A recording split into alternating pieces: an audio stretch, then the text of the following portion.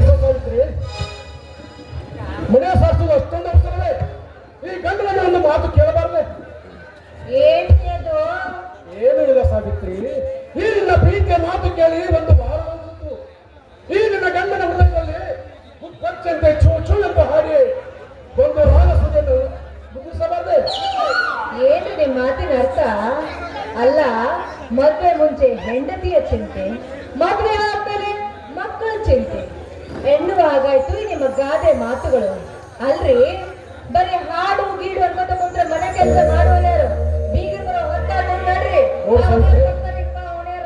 ನೋಡು ಸಾವಿತ್ರಿ, ಬೀಗರ ಬರುವುದು ಇನ್ನೂ ಒಂದು ಗಂಟೆ ಇದೆ. ಈ ನಿನ್ನ ಗಂಡನ ಮನಸ್ಸನ್ನು ಮೋಸವೇ ಬಾಡಿ ಹೋಗುತ್ತಿರುವ ಈ ನನ್ನ ಹೃದಯ ಬಳ್ಳಿಯನ್ನು ಚಿಗುರಿಸುವ ನನ್ನ ರಾಣಿ. ಹೌದ್ರಿ, ಆಯ್ತು, ಚಿಗುರಿಸ್ಲಿಕ್ಕೆ ಬರ್ರಿ.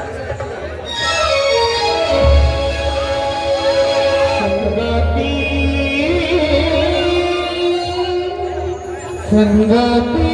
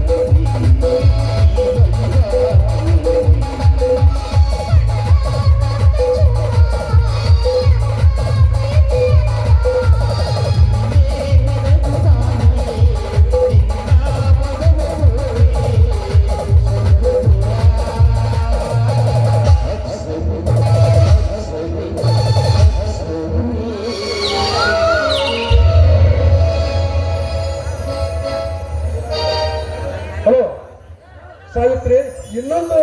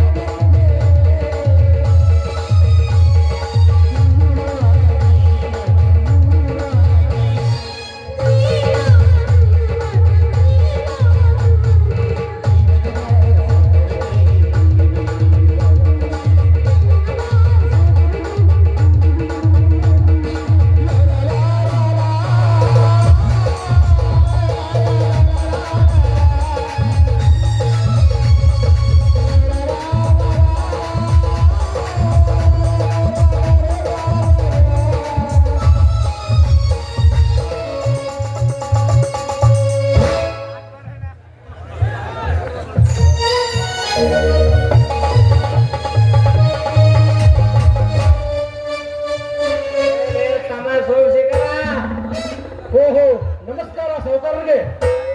ಕುಳಿತುಕೊಂಡು ಮಾತನಾಡೋದಕ್ಕೆ ಬಂದಿಲ್ಲ ಸೋಮಶೇಖರ್. ನಾಳೆ ಮಾರುತೇಶ್ವರ ಕಾರ್ತಿಕ್ ಇದೆಯಲ್ಲ, ಅದಕ್ಕೆ ಯಜಮಾನ್ರು ಪಟ್ಟಿ ವಸೂಲಿ ಮಾಡ್ಕೊಂಡು ಬಾ ಅಂತ ಕಳಿಸಿದ್ರು. ಅದಕ್ಕೆ ಬಂದಿರುವೆ. ಯಜಮಾನ್ರೆ, ದೇವರ ಪಟ್ಟಿ ಎಷ್ಟು ಬಿಟ್ಟಿದ್ದಾರೆ? ಕೇಳೋಣ ತಮ್ಮ. ಕಾರ ಮತ್ತ ಬೈಕ ಇದ್ದವ್ರಿಗೆ 10,000 ಬಂದಿದೆ ತಮ್ಮ. ಎಣ್ಣೆ ಎತ್ತ ಬರೀ ಬೆಸೋರ್ಗೆ 5,000 ಬಂದಿದೆ ತಮ್ಮ. ಏನು 5,000 ಹಣ ಕೊಡ್ದ ಎಲ್ಲಿಂದ ಕೊಡಬೇಕು ಸಪ್ರೆ? ಒಂದು ಸಣ್ಣ ಮನೆಗೆ ಬರೀ 1,000 ಬಿಟ್ಟರೆ 7 ಲಕ್ಷ ಆಗುತ್ತದೆ.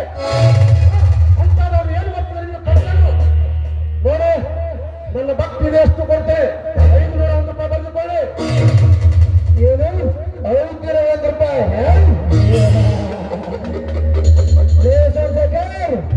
ಈಗಿನ 501 ರೂಪಾಯಿನ ತೆಗೆದುಕೊಂಡು ಹೋಗೋದಕ್ಕೆ ನಾವೇನು ದೇವಸ್ಥಾನ ಮುಂದೆ ಕುಳಿತು ಭಿಕ್ಷೆ ಬೇಡ ಭಿಕ್ಷಿಕಾದು ತಿಳಿದುಕೊಂಡಿದ್ದೀಯಾ? ಮರ್ಯಾದೆಯಿಂದ ಕೇಳ್ತಾ ಇದ್ದೀನಿ.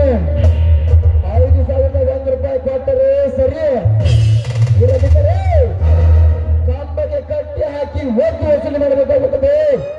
ಹಣ ಎಚ್ಚರವಿರಲಿ.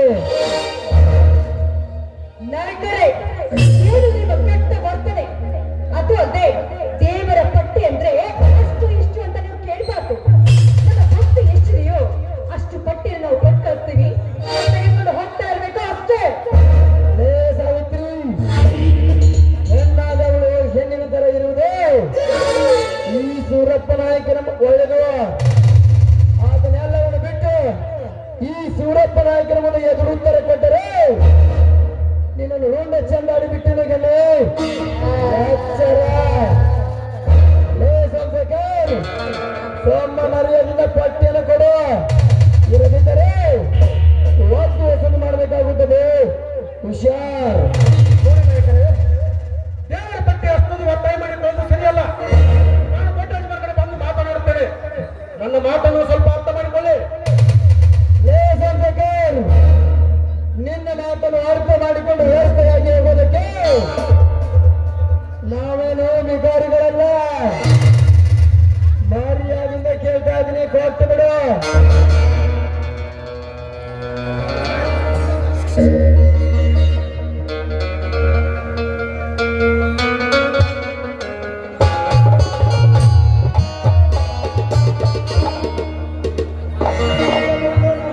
ಕೈ ಮಾಡ್ತಿದೆಯಲ್ಲ, ಒಳ್ಳೆ ಮಾತಿಂದ ಹೊರಟು ಹೋಗ್ತೀಯ. ಲೇ ಶ್ರೀಕಾಂತ್, ಈ ಸೂರಪ್ಪ ನಾಯಕರ ಮುಂದೆ ಇನ್ನು ನೀನು ಶಿಶು ಪೂರ್ಣನಂತೆ ಆರಡಿ ಪೊಗರು ತೋರಿಸಲು ಬಂದರೆ ಇದೇ ಭಾಷೆಯಲ್ಲಿ ಹುಗಿದು ಬಿಟ್ಟು ಮಗನೇ ಎಚ್ಚರ.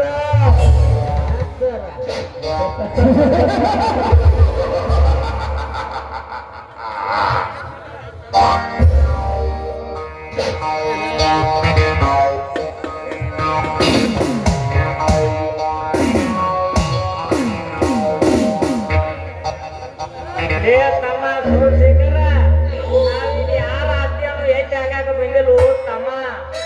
ಲಕ್ಷ್ಮೀ ದೇವ್ರ ಜಾತ್ರೆ 10 ವರ್ಷಕ್ಕೊಮ್ಮೆ ಬರತೈತಿ ಕೂಸ. ಅದನ್ನ ಆ ಜಾತ್ರೆ ಪಟ್ಟಿ ಕೊಟ್ಟು ಬಿಡಪ್ಪ ತಗೊಂಡ ನಾನು ನಮ್ಮ ಗೌಡ ಹೋಗ್ಬಿಡ್ತೀವಿ ಹಳದ ಕಡೆ. ಲೇ ಸೋಮಶೇಖರ, ಲಕ್ಷಾಂತರ ಹಣವನ್ನು ಗಳಿಸಿ ಯಾವ ಇನ್ನೂ ಮಾಡಿ ಮನೆಗೆ ಕಟ್ಟಿಸಿ ಇದನ್ನು ಮಾಡಬೇಕಂತ ಮಾಡಿದಿಲ್ಲ ಸರ್ ಸೂರಪ್ಪ.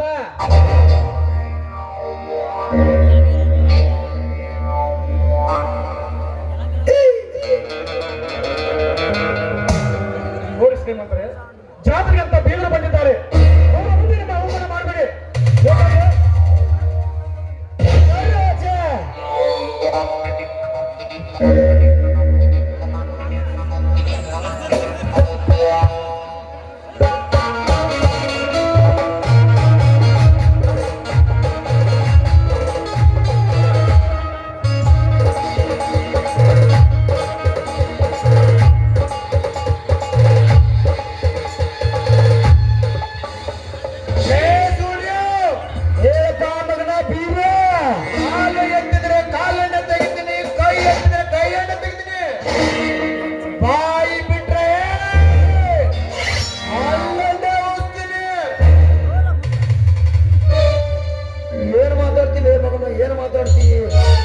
ನಿಮ್ಮ ಮಾವಂತರ ಮಾತಾಡ್ತಾನ, ನೀವೊಂಥರ ಮಾತಾಡ್ತೀಯ, ನಿಮ್ಮ ಮಕ್ಕ ಒಂಥರ ಮಾತಾಡ್ತಾರ.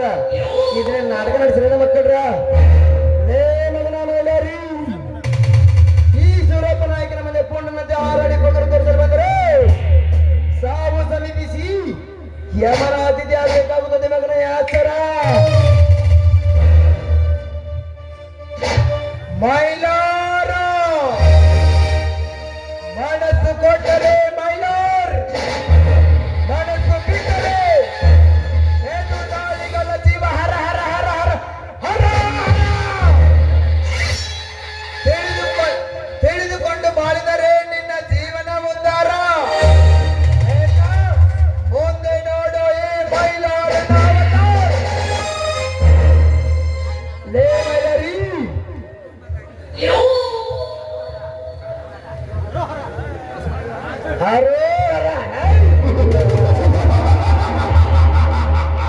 ಲೇ ಮಗನ ಮೈಲಾರಿ, ನೀನು ಬಂದಿದ್ಯಾ ಅಂತ ಇವಳ ಜೀವನ ಉಳಿತು.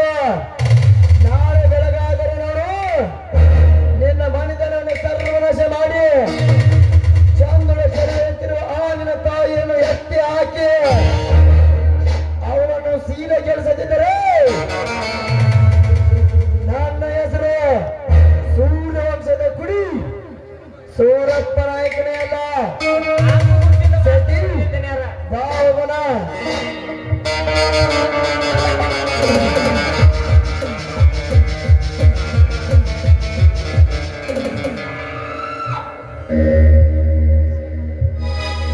ಮೇಲಾರ, ನಮ್ಮಂತ ಬಡವರು ಬದುಕೋದು ಕಷ್ಟಪ್ಪ ಈ ಊರಲ್ಲಿ. ಯಾಕಂದ್ರೆ ದಿನ ದಿನ ಇಂಥ ನಾಯಕರ ದಬ್ಬಳಿಕೆ ಹೆಚ್ಚಾಗುತ್ತಿರುವಾಗ ನಮ್ಮಂತ ಬಡವರು ಬದುಕೋದು ಕಷ್ಟಪ್ಪ ಕಷ್ಟ. ಮಾಮ, ಅವರ ಹತ್ತಿರ ನಾವೇಗೆ ಕ್ಷಮೆ ಕೇಳಬೇಕು? ಅವರೇನು ನಮಗೆ ಅನ್ನ ಹಾಕುವ ಅಧಿಕಾರಿಗಳ ಅಥವಾ ಈ ಊರನ್ನೇ ಉದ್ಧಾರ ಮಾಡುವ ಧರ್ಮಾಧಿಕಾರಿಗಳ?